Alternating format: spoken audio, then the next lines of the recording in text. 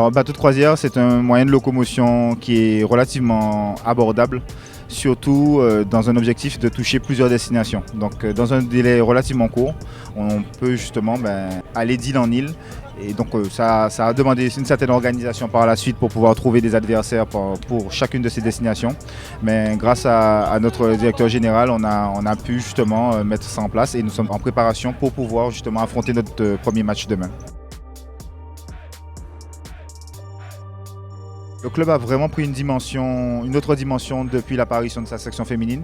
On encourage beaucoup de clubs à faire de même et il était pour nous naturel de leur faire vivre les choses qu'on a déjà pu vivre auparavant, à savoir des déplacements à l'étranger. Ça reste vraiment une action relativement unique, si on peut dire.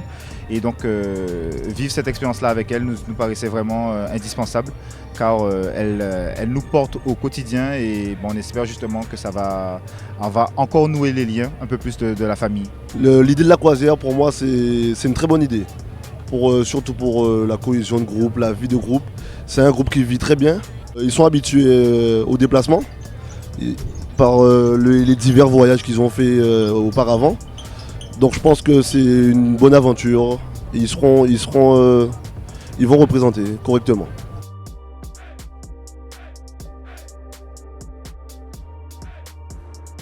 Moi, sincèrement, j'espère revenir pour les playoffs. Là, je suis en pleine préparation justement avec notre préparateur physique Manu Neg. Donc j'espère que je serai là pour les playoffs.